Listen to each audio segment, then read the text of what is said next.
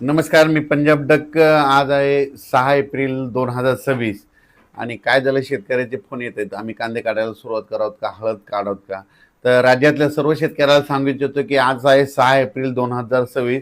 आजपासून उन्हाचा पारा वाढत जाणार आहे. म्हणून तुम्ही हळद देखील काढू शकता, कांदा काढू शकता, ज्यांचा कोणाचा गहू असेल गहू काढू शकता, गहू वाळू घालू शकता. कारण की राज्यात सध्या तरी 15 दिवस पाऊस येणार नाही, म्हणून हा अंदाज सर्व शेतकऱ्यांनी लक्षात घ्यायचा. मग सांगायचं झालं तर राज्यात पूर्व विदर्भ, पश्चिम विदर्भ, दक्षिण महाराष्ट्र, उत्तर महाराष्ट्र, कोकणपट्टी, खानदेश, मराठवाडा सगळ्याच जिल्ह्यातल्या सर्व शेतकऱ्याला सांगू इच्छितो की आजपासून चांगलं सूर्यदर्शन होणार आहे, कडाक्याचा ऊन पडणार आहे, उन्हाचा पारा वाढत जाणार आहे.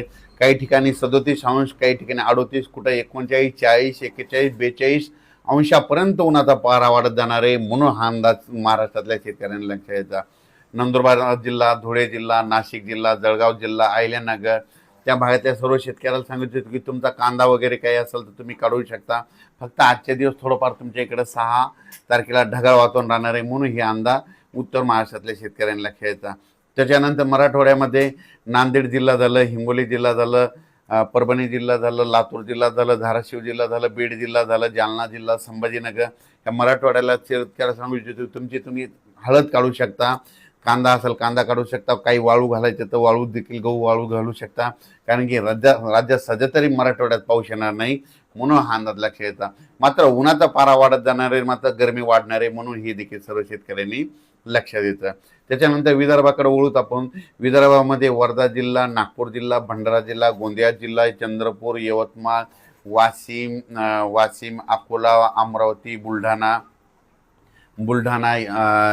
भंडारा ह्या जिल्ह्यातल्या विदर्भातले 6-5-11 जिल्ह्यातल्या शेतकऱ्याला सांगू इच्छितो की तुम्ही आता हळद बी काढू शकता, शिजवू शकता, वाळू घालू शकता. कारण की सध्या तरी 15 दिवस पावसाचं वातावरण नाही, म्हणून हा अंदाज तुम्ही सर्व शेतकऱ्यांना लक्षात द्यायचा.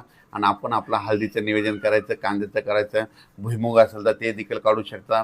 सध्या तरी पाऊस येणार नाही, मात्र उन्हाचा पारा वाढत जाणार आहे. अकोला काही ठिकाणी जवळपास 42 अंशापर्यंत, 43 अंशापर्यंत उन्हाचा पारा पाहायला भेटणार आहे, म्हणून हा अंदाज लक्षात द्यायचा.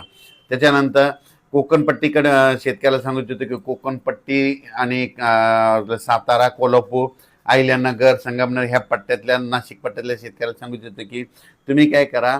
सध्या आता काही पावसाचं वातावरण नाही, फक्त 18-19च्या दरम्यान कोकणपट्टीकडे थोडं वातावरण बदलणार आहे. फक्त त्या कोकणपट्टीकडे सातारा, कोल्हापूर आणि कोकणपट्टीकडे थोडं वातावरण चेंज होणार आहे, म्हणून 19-20चा अंदाज त्या कोकणपट्टीतल्या शेतकऱ्यांनी लक्षात घ्यायचा. पण राज्यात मात्र इतरत्र सध्या तरी पावसाचं वातावरण नाही, म्हणून हा अंदाज देखील सर्व शेतकऱ्यांना लक्षात घ्यायचा.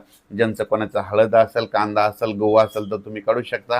कारण की राज्यात सध्या तरी पाऊस येणार नाही, म्हणून हे देखील लक्षात घ्यायचं.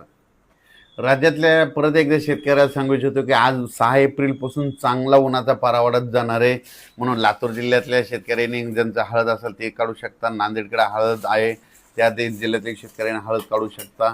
त्याच्यानंतर इकडे यवतमाळ जिल्हा, त्यांनी देखील तेलंगणातल्या, कर्नाटक त्या देखील शेतकऱ्यांनी तंबाखू हळद काढू शकता, झाकू शकता, म्हणून हे देखील लक्षात यायचं. मध्य प्रदेशकडे देखील वातावरण आता कोरडं होणार आहे, म्हणून हे देखील लक्षात यायचं.